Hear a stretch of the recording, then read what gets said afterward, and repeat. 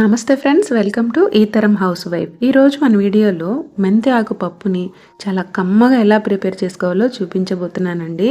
దీనికోసం అయితే నేనైతే గార్డెన్లో ఒక టీ గ్లాస్ వరకు మెంతులను అయితే ఒక కుండీలో వేసేసాను అనమాట. కరెక్ట్గా 1 వీక్ అంతా ఇలా వచ్చేసాయి.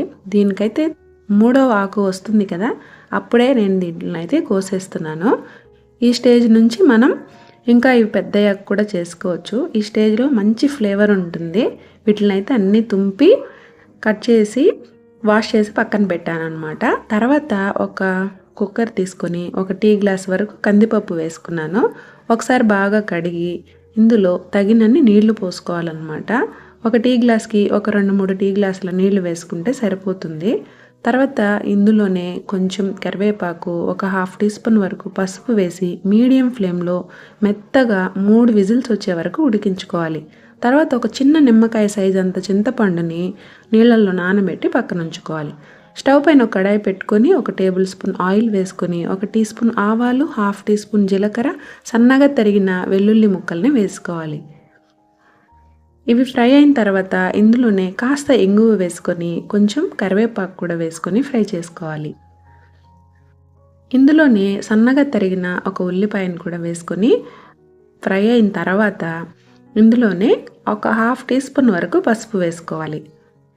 సన్నగా తరిగిన ఒక 5-6 పచ్చిమిర్చి, ఒక 1/2 టీ స్పూన్ వరకు కారం, ఒక 2 టమోటాలని సన్నగా తరిగి వేసుకోవాలి. ఇప్పుడు ఇందులోనే రుచికి సరిపడా ఉప్పు కూడా వేసి ఒకసారి బాగా కలిపి మూత పెట్టి టమోటాలన్నీ బాగా మెత్తబడే వరకు ఉడికించుకోవాలి. ఒక 2-3 నిమిషాల తర్వాత మనం మూత తీసి చూసినట్లయితే టమోటాలన్నీ మనకు మెత్తగా ఉడికిపోయి ఉంటాయి. తర్వాత మనం శుభ్రం చేసి పక్కన ఉంచుకున్న మెంతి ఆకునైతే ఇందులో వేసుకుంటున్నాను. మెంతి ఆకుని ఇలా కర్రీస్లోకే కాకుండా ఈ ఆకుని మిక్సీ జార్లో వేసుకొని గ్రైండ్ చేసుకొని తలకు పెట్టుకున్నట్లయితే హెయిర్ కూడా చాలా బాగా గ్రో అవుతుందండి. ట్రై చేయండి. ఇలా మెంతి ఆకు వేసిన తర్వాత బాగా కలిపి మూత పెట్టి అది కాస్త ఉడికే వరకు ఒక 5 నిమిషాల పాటు సిమ్లో పెట్టి ఉడికించుకోండి. ఈలోపు మనం ఉడికించి పక్కన పెట్టుకున్న ఈ కందిపప్పునైతే మెత్తగా ఈ పప్పు గుత్తితో ఎనుపుకోవాలి. ఇందులో మనం కాస్త నీళ్లు ఇంకా చింతపండు రసం కూడా తీసి ఈ పప్పులోనే వేసుకుని వీడియోలో చూపించిన విధంగా ఈ కన్సిస్టెన్సీలో కలుపుకోవాలి. మెంతి ఆకు కాస్త ఉడికిన తర్వాత మనం ప్రిపేర్ చేసి పక్కన పెట్టుకున్నాం కదా, ఈ పప్పు మిశ్రమాన్ని అయితే ఈ పోపులో అయితే వేసుకోవాలి.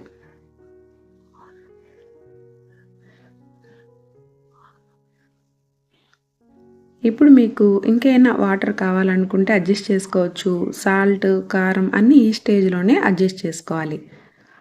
తర్వాత దీన్ని ఒక 5 నిమిషాల పాటు మీడియం ఫ్లేమ్లో పెట్టి మూత పెట్టి బాగా ఉడికించుకోవాలి. చూసారా, మెంతి ఆకు పప్పు అయితే గుమగుమలాడుతూ రెడీ అయిపోయింది. దీంట్లోకైతే మంచి ఆమ్లెట్ కానీ ఏదైనా ఫ్రైస్తో కానీ బంగాళాదుంప ఫ్రై ఇలాంటి వాటితో అయితే సూపర్ ఉంటుందండి. తప్పకుండా ట్రై చేయండి. మరెందుకు ఆలస్యం, మీరు కూడా మీ గార్డెన్లో మెంతి ఆకుని ఇప్పటి నుంచే పెంచండి. వీడియో నచ్చితే ఒక లైక్ ఇవ్వండి ఫ్రెండ్స్. కొత్తగా చూసేవారు మన ఛానల్ని సబ్స్క్రైబ్ చేసుకోవడం మర్చిపోవద్దు. Thanks for watching.